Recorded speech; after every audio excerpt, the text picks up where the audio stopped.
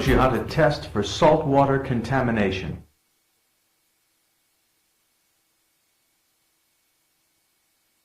First, place 2 milliliters of reagent H in a test tube.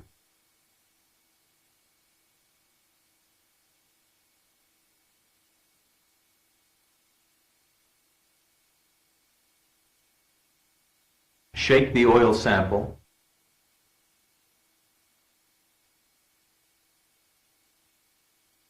Then take 5 milliliters of it with the syringe provided.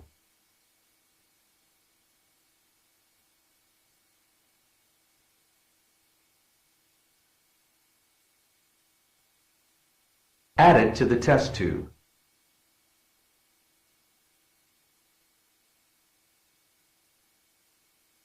Put the cap back on and shake well.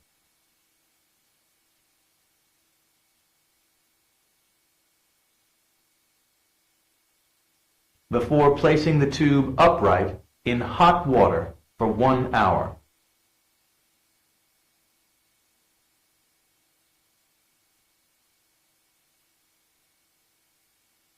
Take a test pad from the box and replace the lid, being careful only to handle it by the edges. Using a pin, pierce it about 10 or 15 times in the center.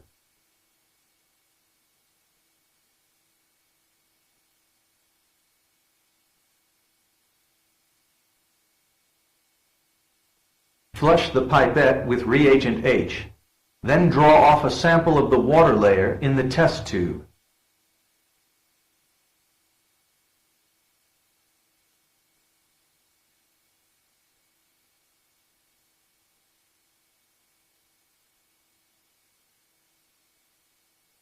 Wipe off any oil and squeeze a few drops of water back into the test tube.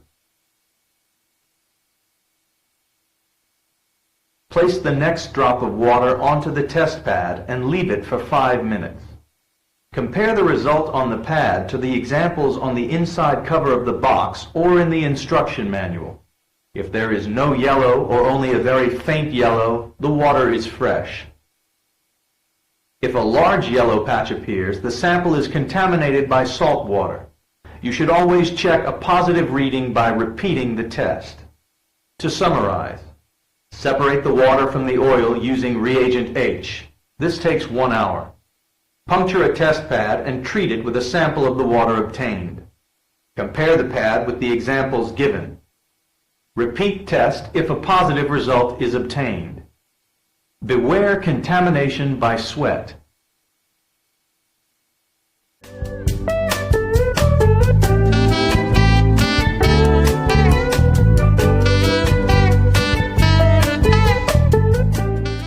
Hi, my name is Eddie Cat. Get it? Like etiquette. Easy to understand why I love manners. Today, I'm going to help you learn good everyday manners. Knowing the right manners will make you feel good about yourself, help you win new friends, and put you at ease in any situation. And they're fun to learn.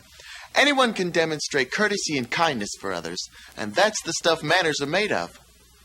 Do you know how to make good introductions? Eat in a fancy restaurant? Well, I'll show you. Oh, hi, Reed. Come on in. Hi, Jenny. Hi, Clay. Thanks for having me over. Come here, Mom. She's in the kitchen.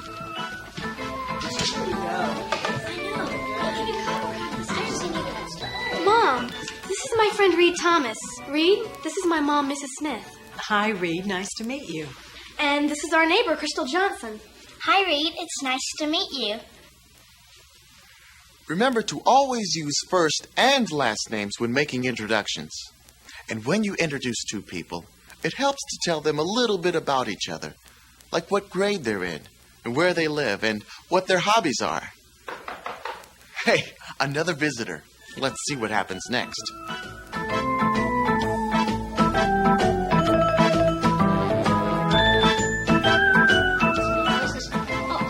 Hey!